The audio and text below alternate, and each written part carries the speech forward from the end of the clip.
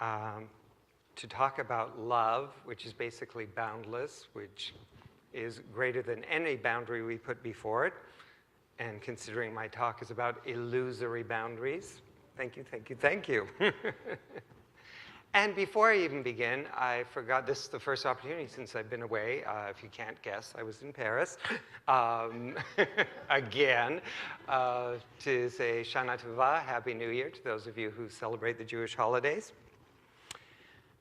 So, in Science of Mind, one of the key tenets that we emphasize over and over again is this idea that on the unseen side of life, everything in this manifest world is interconnected. As separate as things may seem, there is this unifying principle of love and goodness and wholeness in which everything is interconnected and that lives in everything.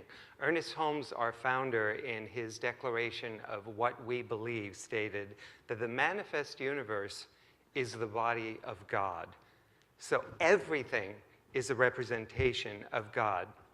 In the Science of Mind textbook, he wrote that there is one life, God, back of everything that lives. There's one energy back of all that is energized. And this energy or presence is in everything. So what we're saying is that God's nature lies at the center of every part of creation, including in us.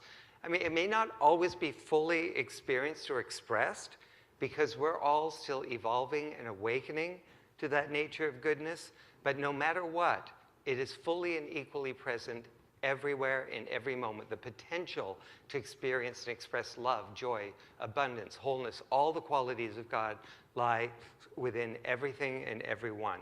Now that nature being infinite and we and everything else in the universe being finite by nature, the world and each of us is in a constant state of flux because God is always seeking new ways to know and be itself in everything. So everything here in this world, including ourselves, is in a process of change. Everything is evolving into some new experience and expression of life.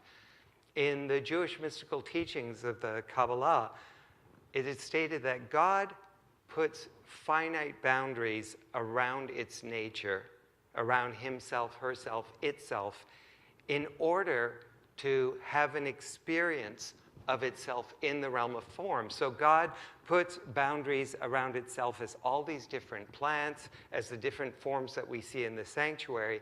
But the Kabbalah also reminds us that these boundaries are temporary. You know, one of the ways I could look at this for myself is currently I'm operating in the boundaries of being a 59-year-old human male. I'm a minister, a brother, an uncle, a son, a friend, a partner, someone who has recently been undergoing the experiences of jet lag that, thank God, it's a temporary boundary that is wearing off. But at different points in my life, you know, I haven't always been the things that I just described, and I won't always be all of those things. At some point, this human form itself will drop away. And yet what we teach in this tradition is that the consciousness that animates it, the consciousness of God that shows up in a unique way through and as me, will continue to move on into other dimensions of knowing, experiencing, and expressing itself. So the you that you are now, the ways that you identify yourself, if you think about it, go back to when you were first born, to your earliest memory, and move forward in life, and you will see there are many ways that you've identified yourself that no longer exist. There are many ways that you exist now that will no longer be in the future, and yet through it all, there's this sense of me that you carry, right? So the ways that we tend to identify ourselves along the way that we think of things, the way we look at the world, and we tend to think of things as being very concrete. Nothing is that absolute. Everything is in a process of change. And yet, what we teach is that God seeks for us to enjoy and appreciate itself as it appears every step along the way. You know, the purpose of boundaries, why God puts these boundaries around itself, I think is described beautifully in the Hindu tradition, in the teachings of the Bhagavad Gita. where it is stressed that God puts a veil of forgetfulness around him, her, itself, in order to have an experience of discovering and knowing itself and having an experience of connecting and uniting with itself at different points of creation. So the way that would work is that if you can think of any time that you've looked at something or someone and felt love, or looked at something or someone and felt beauty, you're out in nature, you're looking at the beautiful landscape, you're in awe of the sunset, that's God in you, the beauty of God in you resonating with the beauty of itself in other things. It's God having an experience of delighting in its nature, in the forms that it is taking in you and around you. So these boundaries are necessary for God in order for God to experience itself in the realm of form. And ideally, what God is seeking to do is to absolutely appreciate and rejoice in the diversity, all the different ways that it can take form and be itself in the world. One of the other principles that we emphasize in this teaching is that no form, no way that we appear, no condition that we are undergoing at any given time defines us. And that would be true of the good things and the bad. You know, neither our successes nor our failures define who we truly are, because those are transitory experiences. Those are things that will fade away, but the essence of our being will continue to be. Much like the teachings of Buddhism, where it is so stressed over and over again that we should never become attached to things in the world because the world is always changing. We say that we should not look to the world for our happiness, that any good that we're experiencing in the world came out of the goodness of God in us that created goodness in the outer world. But this idea isn't intended to discourage us from enjoying what's there in front of us.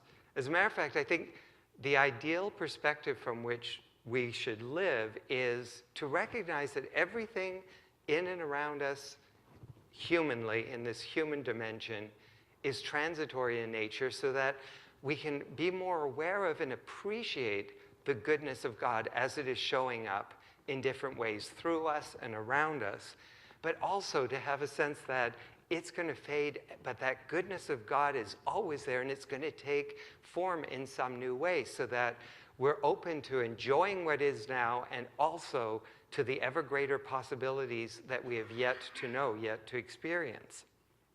You know, growing up in two cultures, because my father's French, my mom's American, and having lived in North America and then spent quite a bit of time throughout my childhood and adolescence and adult years in France, I really think it's been a gift that I got to appreciate and enjoy the differences in cultures. You know, that the different things that we see, the different ways that we experience and express ourselves as individuals and in society and in our different cultures are still part of something that we all share. So even though I knew when I was in France there were certain traditions, in America there were different traditions, it just felt like a different version of the same life. And I remember when I was 10 years old visiting my grandparents in France. At that time, this was in the mid-60s, it was not common for people at that time to own automated washing machines. That it was very common in middle-class and upper-middle-class families that laundry was still done by hand. So my grandmother did her laundry by hand. But at the same time over there, it was also common to have helpers that would come in periodically to help with different chores. So my grandmother had a woman named Madame Barboteux, whom I adored, who would come in once a week to help with the ironing. And Madame Barboteux was always so excited when the American grandchildren were coming, and she would always talk about, you know, her life and my life and what was it like to live over in North America.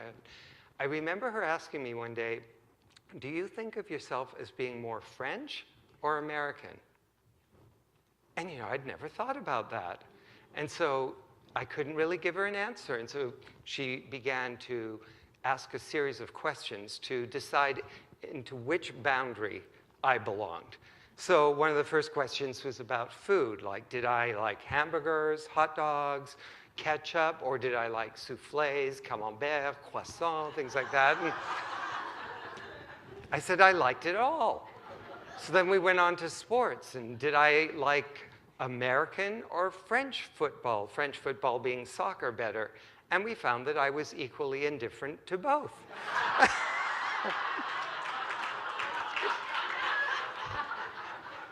Which led to a series of other questions, and it was really, she was having a hard time deciding which boundary I belonged in. And then came the decisive question. Vous baignez combien de fois par semaine? How many times a week do you bathe? And when I responded matter-of-factly, tous les jours, every day, she went, ah, vous êtes américain. Ah, you're American. There. The boundary had been established. Hadn't really thought about it, but indeed at that time in French culture, you know, our hygienic practices were a little bit different between France and the US. So, but in Madame Barboteu's eyes, having seen me as being American, then she told me about all the wonderful things, how great it was to be American. She had seen the American troops parading down in Paris, freeing Paris from the Germans in the World War II. She had talked about how American soldiers had helped her family at that time. She told me all these wonderful things about America and what she loved about it. But then she also went on to say, but you know, maybe someday you'll spend more time in France. And then maybe you'll become more French. But she said, there are many good things about being French too. So she said, you know, really, there's no country or culture that's better than another. They're just different. Madame Barboteux was one of my first science of mind teachers. And you know, even though I didn't buy into her idea that I could be defined as American based on how frequently I took a bath, it did make me feel good to know that there was something a little bit different about me that was to be appreciated than, say, others in that culture. And yet, if I were to look at that today, if we were to go by her idea of, okay, if you like this or if you happen to do this, that makes you more American, those boundaries have changed. You know, if we go by bathing practices, well, I guess the French aren't French anymore because, you know, they basically generally bathe every day just like we do. Yet there still remain some differences. There's difference in language, there's difference in cuisines, there's certainly different cultural and social traditions, which are all wonderful when we look at them as just another version of life, the same life that we share. The problem is when we get too caught up in certain boundaries and seeing them as absolute, causing us to feel some separation, losing that sense of that common nature of God in all things. In Science of Mind, what we emphasize over and over again is that all suffering arises out of a false sense of being separate from God. And if we say that God is in all things, in all beings, anytime we feel a sense of separation, a boundary between us and others, whether it be because of their behaviors, the way they look, whatever it is. It could be because of our different ethnicities, our age, gender, socioeconomic conditions, our faith or non-faith traditions, cultures, anything that makes us feel separate, better, worse, gives rise to fear and gives rise to the behaviors that we would rather not be seeing unfolding in the world today.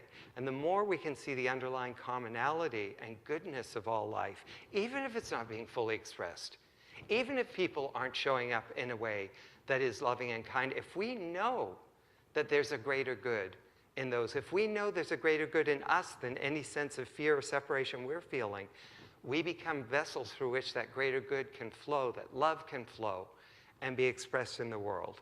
We allow our hearts to stay open. And the more we do that, the more we feel connected to God and allow God to work through us. Having been in France, I think as I was considering this topic, of course, a lot of memories and thoughts from my childhood and experiences in France came to me. And as I was thinking about this, I remembered my great aunt, my grandmother's sister. I got to visit my cousins down in Nevers who still live in the area where she lived. My great aunt and her husband, my great uncle, had a business. They were wine merchants, and basically what they did is that they took wines from all different regions of France and other beverages. Sometimes they would blend some of the wines and come up with their own house wine, or often they would just bottle them and sell them to all the different restaurants and cafes in the area. Now, during World War II, when the war ended, something that probably we never thought about is you had prisoners of war of different nationalities who were off in different countries. And in France, what happened is those German prisoners of war that couldn't be returned to their homes right away, what the French government decided to do is to ask people, if you have a business and you are missing workers because they were called to war and they're not there and you need help, register, and some of these prisoners of war would be sent to work in those areas. And so my great aunt and uncle, Tante Suzanne and Tonton Joseph, as they were known to me, applied for that kind of assistance since they needed help in their business. And they were told that they would get, I think it was 7 or 8 German soldiers to come to work on their property. The minute my great aunt learned that, she immediately made arrangements for these soldiers to be given comfortable quarters. When they came and were working on her property, she would cook for them. She made sure that they were well fed, that they were treated with dignity, just like any other employee. And there were those that really taunted her about that, asking, how could you do that? How could you treat these people just like they were like us after everything, not just this war, but the prior war, what we have experienced at the hands of Germans? And her response to that was, first of all, these are young men that they went to war because their country told them that's what they had to do. We don't even know if any of them knew what Hitler stood for. And even if they did, the war is over. We have to start healing. We have to get past these differences. And she said, you know what? Every one of these young men is somebody's child. And I have to tell you, if one of my children was prisoner in another country, I would really hope that the people that were there around him or her was taking good care of them. And so I would like to do for them what I would expect someone to do to my child.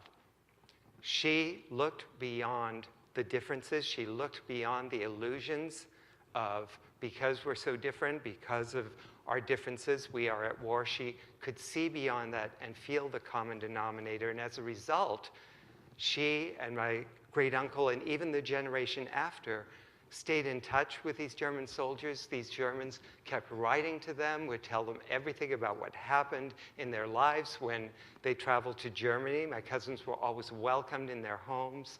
They became lifelong friends. People that were enemies at one point were behind these boundaries of you and I are not able to get along, saw the common denominator of God's love that was bigger than all of that. When we remember that common denominator that we all share, that common denominator of God's love and God's life, amazing things can happen.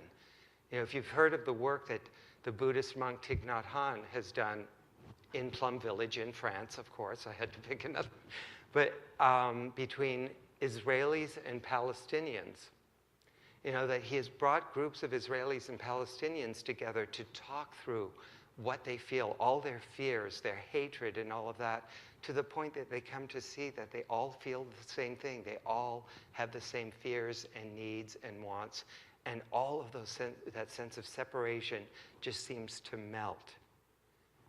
So that's what we want to see happening more in the world. And so what I would invite us to do is, when we see behaviors or ways that people are showing up that is just really offensive to us, is to remind ourselves, it's a little Buddhist prayer, that just like me, this person seeks to be happy, to be at peace, to be loved, just like me. And in times where someone's behavior just is really, really hard for us to deal with, and maybe we have to keep our distance. Maybe we have to say, you can't be in my life right now because of your behavior. We can still offer the prayer of, may you be happy, may you be at peace, may you feel loved. Because if we hold that idea, we still feel that connection of the vibration of love, which keeps us connected to God. And as a result, we experience more peace, more wholeness, and more love. So what I invite us to do this week is, as we're moving around in life, and we see all the diverse expressions of human life and nature, just the amazingly different ways that God shows up, is to remind ourselves that that life expression is God's life. It's just another version of the life that's expressing through me. And when others' behaviors disturb us, go back to that prayer of, may you be at peace, may you be happy, may you feel loved. If we can just keep doing that, I think we'll have a greater awareness of how much God's goodness is present in our lives and appreciate that more. And where we see conditions where God's love or God's goodness isn't being expressed, we'll still know that there's some greater good there to be revealed, and not lose sight of the common denominator of love that unifies us all. I invite us to learn to enjoy the diversity that God intentionally created so that God can have the experience of enjoying itself through us. And that if we do that, we'll know that beyond all these boundaries, we're all one in a love, a goodness, a wholeness of God. That God will always be there through us, around us, as us. Let's make that our mission. Let's pray. Thank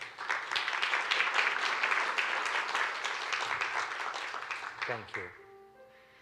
So as we turn our attention inward again, let us just be aware of that presence that every moment has sought to feel happy, to be at peace, to be well, to experience and express love, and to know that as a presence that is everywhere in the universe, because that is the life of God, the one life in and through and as all things, seeking to know, be, and experience itself.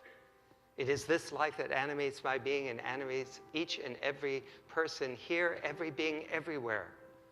And I know that as we now set our intention to allow ourselves to see beyond the boundaries that cause us to feel separate, the boundaries that are evident in the human world that sometimes cause us to feel fear and separate, that by knowing and being willing right here, right now, to say, no, God is there. The greater truth is God in me and God in all these beings, all these situations, that those boundaries dissolve and we feel that greater oneness, that greater unity that is the truth. We let this prayer be a prayer for our loved ones, for situations in the world that call to our attention. And we know that just by coming together, we are blessed. We bless our church, we bless all churches everywhere, synagogues, temples, mosques, ashrams, and with a full and grateful heart for that absolute truth of God's love that lies at the center of everything, I just say, thank you, Spirit, and I release this word, knowing it is so, I let it be, and so it is, and together we say, Amen.